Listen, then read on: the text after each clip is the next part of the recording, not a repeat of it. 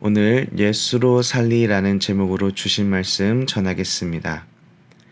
오늘 우리가 읽은 본문은 크게 두 부분으로 그리고 좀 더 자세하게 나눠보면 세 부분으로 나눠질 수 있습니다.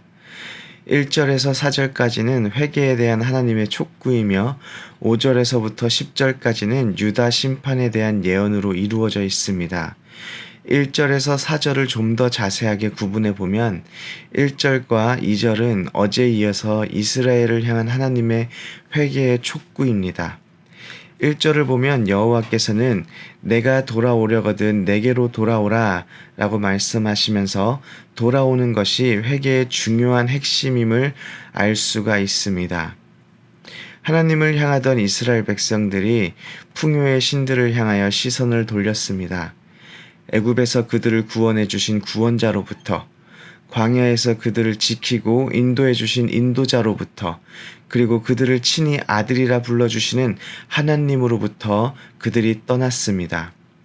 소유를 더 많이 줄게, 더 부유하게 해줄게, 남보다 더 잘 살게 해줄게 라는 거짓 속삭이는 우상들을 향해서 그들의 마음이 떠나버렸습니다. 하나님의 간절한 부르심은 돌아오라입니다. 너희가 돌아오려 한다면 너희가 돌아와야 하는 곳은 너희를 사랑하고 너희를 아끼고 너희를 인도해내시는 여호와 하나님께 돌아오라는 말씀입니다. 예전에 제가 아내와 별일 아닌 문제로 조금 다투었습니다. 그래서 제가 호기롭게 집을 박차고 나갔습니다. 일단 집은 나왔는데 갈 곳도 없고 누가 불러주는 사람도 없고 할 것도 없다라는 것을 곧 알게 되었습니다. 그래서 그냥 차에 가만히 앉아 있는데 마음이 참 불편하였습니다. 다시 집에 돌아가자니 남자의 자존심이 허락하지 않는 것 같고, 그렇다고 차 안에 계속 앉아 있자니 갈 곳도 없고, 그래서 후회와 자존심이 뒤섞이는 묘한 상황이 계속되고 있었습니다. 그러다가 어디야? 집에 와 라고 문자 메시지가 왔습니다. 못 이기는 척 집에 돌아왔는데 마음이 얼마나 살 것 같은지 큰 평안이 몰려옴을 느꼈습니다. 싸우고 집을 나갔다가 다시 돌아오는 것도 큰 평안을 느끼는데 죄악의 구렁텅이에서 하나님 없이 살아가다가 마음이 불안해서 뭐라도 의지해 보려고 눈에 보이는 것이라도 꼭 잡고 살아가다가 하나님께서 내가 돌아오려거든 내게로 돌아오라는 음성이 우리 귀에 들려진다면 얼마나 큰 평안을 느끼겠습니까? 그래서 우리는 속히 돌아가야 합니다. 돌아오라는 하나님의 음성은 생명으로의 재초대입니다. 돌아오라는 하나님의 음성은 죽을 뻔한 우리가 겨우 목숨을 부지하게 되는 그런 부름이 아니라 돌아오라라는 음성은 죽을 뻔한 우리가 다시 한번 하나님의 자녀되는 삶을 누리게 되고 하나님께서 공급해 주시는 풍성한 삶을 살아가게 되는 그러한 부르심입니다. 그래서 우리는 속히 돌아가야 합니다. 그리고 오늘 본문 3절부터는 예언의 메시지가 이스라엘이 아닌 유다로 향합니다. 3절과 4절에는 유다 백성들을 향한 하나님의 회개의 촉구입니다. 3절을 보면 여호와께서 유다 예루살렘 사람들에게 이와 같이 이르노라. 너희 묵은 땅을 갈고 가시덤불에 파종하지 말라. 그리고 4절은 유다인과 예루살렘 주민들아 너희는 스스로 할례를 행하여 너희 마음 가죽을 베고 나 여호와께 속하라. 그리하지 아니하면 너희 악행으로 말미암아 나의 분노가 불같이 일어나 사르리니 그것을 끌 자가 없으리라 라고 기록되어 있습니다. 회개를 촉구하시는 여호와 하나님께서 세 가지를 말씀하십니다. 묵은 땅을 갈고 가시덤불에 파종하지 말고 그리고 스스로 할례를 행하라입니다. 예레미야가 살던 당시는 유목과 농경이 병행되던 사회였습니다. 묵은 땅을 갈지 않고 농사를 지을 수가 없습니다. 이 예레미야의 예언을 듣던 당시 사람들은 이 메시지를 너무나 쉽게 잘 이해할 수 있었을 것입니다. 묵은 땅은 단단함을 의미합니다. 씨앗을 뿌리는 때 땅이 단단하게 굳어져 있으면 씨앗이 제대로 심겨질 수 없습니다. 생명이 들어갈 수 없는 것입니다. 예레미야의 선대 선지자 호세아도 너희가 자기를 위하여 공의를 심고 인애를 거두라. 너희 묵은 땅을 기경하라. 지금이 곧 여호와를 찾을 때니 마침내 여호와께서 오사 공의를 비처럼 너희에게 내리시리라 라고 묵은 땅을 기경하고 여호와를 찾을 것을 선포합니다.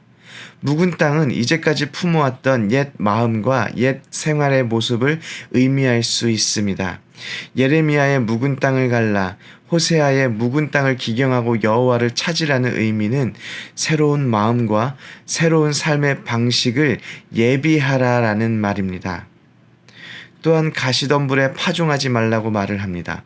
어쩌다가 가시덤불에 떨어진 씨앗을 말하는 것이 아니라 가시덤불에 파종하지 말라는 말입니다. 농사의 경험이 있는 분들께서는 굳이 말하지 않아도 당연히 알고 있는 지식일 것입니다. 가시덤불이 가득한 곳에 뿌려진 씨앗에서 무언가가 자라나는 것을 기대할 수가 없습니다. 우상숭배라는 옛 습관을 가지고 있는 채 표면적으로만 여호와 하나님의 신앙을 갖는 것이 바로 가시덤불에 파종하는 것을 의미합니다. 우리의 마음속은 여전히 물질 만능주의라는 우상으로 가득 차 있으면서 겉으로는 예배를 드리고 신앙생활을 한다면 우리는 하나님께서 주시는 풍성한 삶을 기대할 수 없습니다. 또한 4절 후반절에 스스로 할례를 행하여 너희 마음에 가죽을 베고 나 여호와께 속하라 라고 말씀하십니다. 할례라 함은 남성의 생식기의 포피를 잘라내는 행위입니다. 창세기 17장에 아브라함이 99세가 되었을 때 여호와 하나님께서 아브라함의 이름을 아브라함으로 바꾸어 주십니다. 그리고 아브라함에게 민족의 아버지가 될 것을 약속하며 포피를 베어버리는 할례를 받으라 하십니다. 그리고 이 할례는 하나님과 아브라함 그리고 아브라함의 후손들과의 언약의 표징이 될 것이라 말씀하십니다. 할례는 생명, 후대를 상징하는 남성의 생식기를 베어버리는 상징적인 의미를 가지고 있습니다.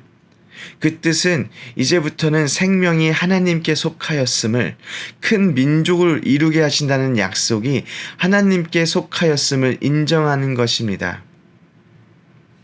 할례를 받았지만 마음속으로는 여전히 스스로가 자신의 삶의 주인으로 행사하며 살아간다면 그 할례는 아무런 의미가 없는 것입니다. 그래서 하나님께서는 마음의 할례를 행하라 말씀하십니다. 표면적으로 드러나 보여주는 것이 중요한 것이 아니라 생명이 하나님께 속하였음을 우리의 삶의 모습을 통하여 보이라는 명령입니다. 그리고 마음의 할례에 더 나가서 나 여호와께 속하라라는 명령은 마음의 할례를 받은 사람들이 이제는 구별되어 거룩하게 살아갈 것을 명령하시는 것입니다.